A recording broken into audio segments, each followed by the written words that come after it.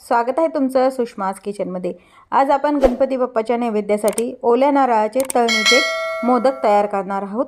Recipe शेवटपर्यंत बघा। रेसिपीला लाईक करा, चॅनलला सबस्क्राइब करा, तसेच बेल नोटिफिकेशन पण ऑलवर प्रेस करा। मोदक बनवण्यासाठी ओल्या नारळाचे मोदक बनवण्यासाठी सर्वात आधी आपण त्यासाठी लागणारे पीठ भिजून घेऊया आणि नंतर त्यामधलं ओल्या नारळाचं सारण तयार करणार आहोत। पीठ भिजवण्यासाठी मी इथे 1 वाटी हा रवा घेतलेला पण वापरतात, पण मी शक्यतो रव्याचे बनवते, त्यामुळे काय होतं खुसखुशीत पण छान होतं। रवा आहे, चिमूटभर मीठ टाकून घ्यायचं, चमचाभर कोमट केलेलं गरम केलेलं तेल किंवा मग साजूक तूप, आणि हे आता पूर्ण याला लावून घ्यायचं। यामुळे काय होतं खुसखुशीत होतात मोदक। हे कोणतेही मोदक बनवा, करंजा बनवा, थोडंसं तेलाचं किंवा मग तुपाचं मोहन टाकून घ्यायचंय। हा जो रवा आहे हा मीडियम आहे, एकदम बारीकही नाही आणि एकदम मोठा नाही। जर बारीक रवा असेल तर त्याचे पण तुम्ही छान मोदक तयार होतात, आणि जर एखाद्या वेळेस जर रवा मोठा असेल तर ते तुम्ही मिक्सरवरती फिरवून घ्यायचा। आता हे तेल यामध्ये आपण मिक्स करून घेतलेलं आहे। हे पीठ मी दुधामध्ये भिजवते, तुम्ही पाण्यात भिजवलं तरी चालतं, पण शक्यतो कोणताही नैवेद्य करताना दुधामध्ये भिजवलेलंच पीठ हवं असं माझी आई म्हणायची, त्यामुळे शक्यतो मी दुधात भिजवते। हे साधारण रूम टेम्परेचरला दूध घेतलेलं आहे, एकदम थंड पण नाही व एकदम गरम पण नाही। आता हे थोडं थोडं दूध टाकून याचा आपल्याला नेहमी मोदकासाठी बनवतो तसा घट्ट गोळा बनवून घ्यायचा। हे पीठ आपलं मळून झालंय। हे पीठ साधारण एखादा तास तरी भिजलं पाहिजे, कारण आपण हे रव्याचे बनवतोय, रवा व्यवस्थित भिजला गेला पाहिजे। गव्हाच्या पिठाचे जर बनवत असेल तर गरज नाही, तुम्ही लागलीच 10 ते 15 मिनिटात भिजून पण करू शकता। आता हे पीठ साधारण सुरुवातीला असं घट्टसर बनवून भिजून घ्यायचंय। यामध्ये थोडेसे होल करून घ्या। ही एक टिप आहे की यामुळे व्यवस्थित पीठ मुरल्या जातं। आणि यामध्ये जे आपलं दूध आहे भिजवायला घेतलेलं, ते थोडंसं प्रत्येक होलमध्ये दूध तुम्ही जर पाण्यात भिजवत असाल तर किंवा मग पाणी टाकून घ्यायचं, म्हणजे यामुळे काय होतं रवा छान भिजतो व फुलतो पण छान। आता हे पीठ आपण 1 तास असंच भिजत ठेवूया, भिजून घ्यायचं। हे पीठ मुरेपर्यंत आपण यासाठी लागणारं ओल्या नारळाचं सारण तयार करूया। आपण मोदकासाठी किंवा मग करंजीसाठी किंवा मग हे जे सारण बनवणार आहोत, ह्या सारणापासून तुम्ही बरेचसे मोदकाचे प्रकार करू शकता। तळणीचे मोदक किंवा उकडीचे मोदक असे बरेच प्रकार करू शकता, आणि हे सारण छान फ्रीजमध्ये 1 महिनाभर व्यवस्थित टिकतं। असं ओल्या नारळाचं आपण ओल्या नारळाचे सारण बनवण्यासाठी इथे मी 2 वाट्या हे खोबरं खाऊन घेतलेलं आहे, 1 वाटी गूळ घेतलेला आहे। खोबऱ्याचं प्रमाण 2 वाट्या असेल तर निम्मा गूळ घ्यायचा आहे। हे वेलची आणि जायफळ पावडर करून घेतलेली, खसखस आहे 2 चमचे, मिक्स ड्रायफ्रुट्स आहेत, काजू बदाम जे आहेत तुमच्याकडे शिल्लक ते ड्रायफ्रुट्स तुम्ही घेऊ शकता, आणि साजूक नारळ खवण्यासाठी तुम्ही वेळीवरती खाऊ शकता किंवा मग ओल्या नारळ खवायची मशीन पण मागची पाट काढून घ्यायची व व्यवस्थित काप करून घ्यायची, आणि मिक्सरला पण तुम्ही फिरून अशा प्रकारे ओल्या नारळाचं चव करू शकता। नारळाचं आपलं मोदकाचं सारण बनवण्यासाठी इथे मी कढई गरम करायला ठेवली आहे। आपल्याला 1 चमचाभर साजूक तूप टाकून मेल्ट झाल्यानंतर खसखस टाकून घ्यायची। यामध्ये खसखस टाकून घेतली आपली, थोड्याशा तुपावरती खसखस छान फुलून घ्यायची आपल्याला व्यवस्थित। खसखस छान भाजून झाली, यामध्येच आपल्याला हे ड्रायफ्रुट्स टाकून घ्यायचे, ते पण थोडेसे ह्या तुपावरती झाले। यामध्ये आपल्याला हा चव टाकून घ्यायचा आहे, 2 वाट्या आपण टाकून घेणार आहोत। तर हे आपल्याला व्यवस्थित असं किस थोडासा भाजून घ्यायचं आहे।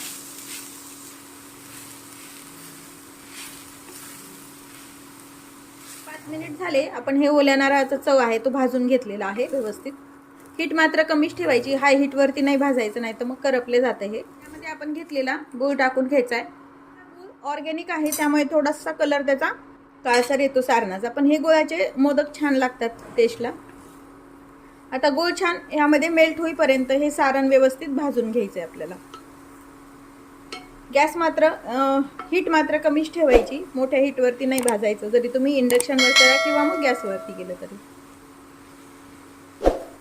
आता हे छान एकजीव करून घेऊ, आणि हे बाकी नारळाचा चव छान एकजीव झालाय, आणि गुळाचे खडे पण विरघळत आहेत यामध्ये। आता वेलची पावडर आणि जायफळ पावडर टाकून 1-2 मिनिट आपण याला परतून घेऊया।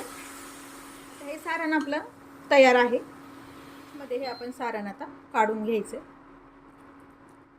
सारण थंड करून घेतलेले आहे व एका डब्यामध्ये भरून ठेवले। हे सारण तुम्ही फ्रीजमध्ये 1 महिनाभर पण स्टोअर करू शकता।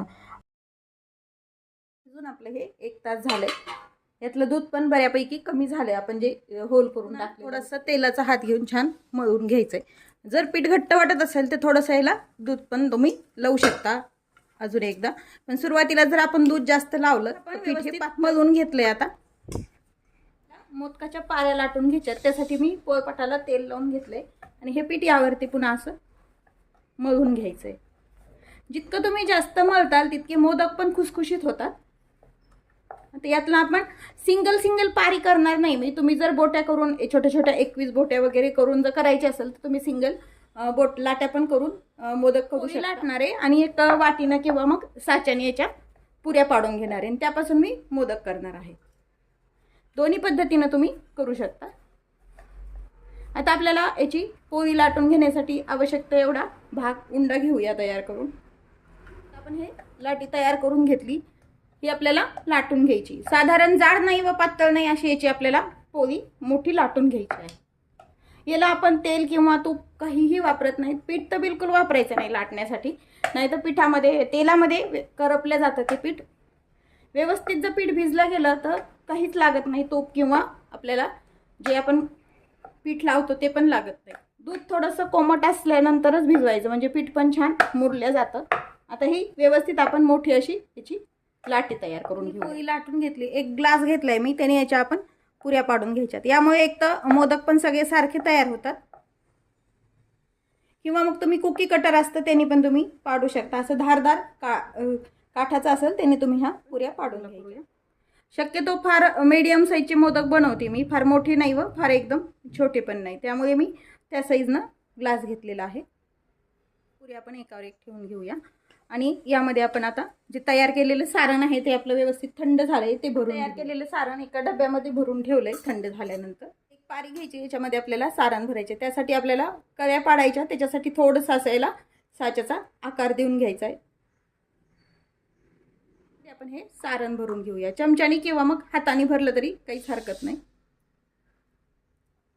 मावेल इतपत यामध्ये आपल्याला सारण भरून घ्यायचंय. सारण भरून घेतलंय, व्यवस्थित दाबून घ्यायचं. हात जर तुमचा सारणाचा चिकट असेल तर ते तुम्ही धुवून पण घेऊ शकता. आणि हे जे एकाला एक आहे असे हे घट्ट असं दाबून घ्यायचं. मोदक तयार आहे.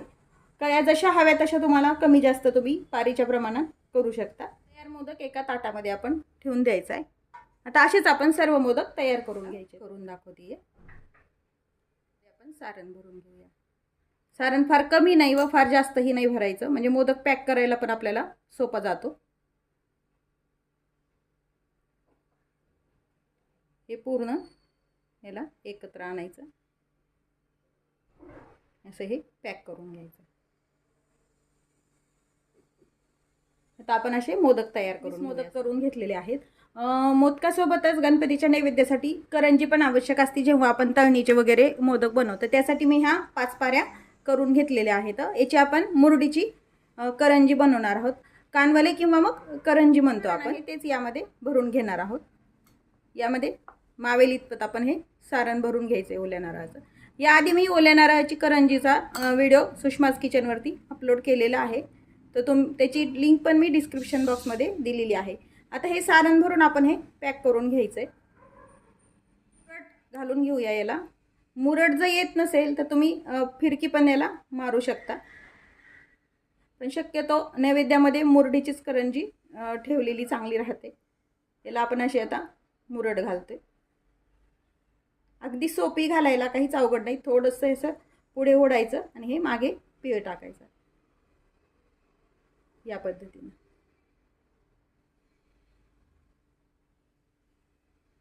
आता आपण सर्व राहिलेले जे पाऱ्या आहेत त्या 5 करंजा नैवेद्यासाठी 21 मोदक आणि 5 करंजा किंवा मग कानोले करून घेतलेले. इथे मी तेल गरम करायला ठेवलेले आहे. शक्यतो मी तेलातच मोदक तळते. जर तुम्हाला तेलात आवडत नसेल तर तुम्ही साजूक तुपात पण मोदक तळू शकता. तेल गरम झालं का ते बघूया. थोडंसं पिठाचा पोर्शन टाकून घ्यायचा. टाकले हे व्यवस्थित वरती आलं पाहिजे. हे छान तेल तापलंय. हीट कमी करून घ्यायची. गॅसवर करा किंवा मग इंडक्शनवर जरी करत असाल तरी हीट कमी करून घ्यायची.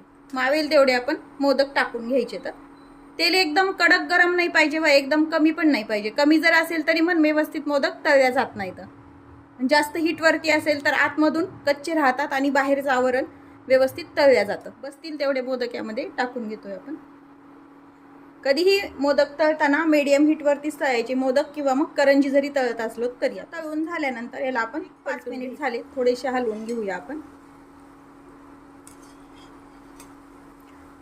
छान गुलाबीसर रंगावर येईपर्यंत आपल्याला हे मोदक मीडियम हीटवरती छान तळून घ्यायचे. तर मोदक आपले तळत आलेत. काही वेळेला काय होतं, हे जे गुळाचं सारण आहे त्यामधला गुळ असा पातळ होतो, असा थोडासा बाहेर येऊन मोदकाला लागल्या जाऊ शकतो.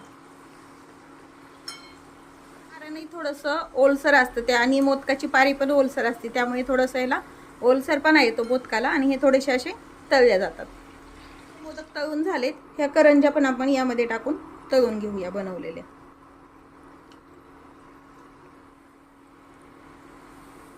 बाहेर आल्यामुळे असं तेलात पण थोडंसं लागले जातं. आता ह्या करंज्या पण आपल्या तळून झालेल्या आहेत, काढून टाकूया. ओल्या नारळाचे मोदक आणि त्यासोबतच हे कानवले किंवा करंजी. केवळ मोदक व्यवस्थित पॅक करा. माझा एक मोदक केवळ फुटल्यामुळे हे सगळ्या मोदकाला त्याच्यातलं जे सारण आहे त्याचा गोडसरपणा लागला आणि थोडेसे डाग पडलेत, पण अगदी चवीला छान होतात आणि खुसखुशीत मोदक तयार होतात. नक्की करून पहा. रेसिपीला लाईक करा, चॅनलला सबस्क्राईब करा, तसंच बेल नोटिफिकेशन पण ऑलवर प्रेस करा, म्हणजे माझ्या प्रत्येक नवीन रेसिपीचं तुम्हाला सर्वात आधी नोटिफिकेशन. सोबत पुन्हा भेटूया. तोपर्यंत बाय बाय. व्हिडिओ पाहिल्याबद्दल खूप धन्यवाद.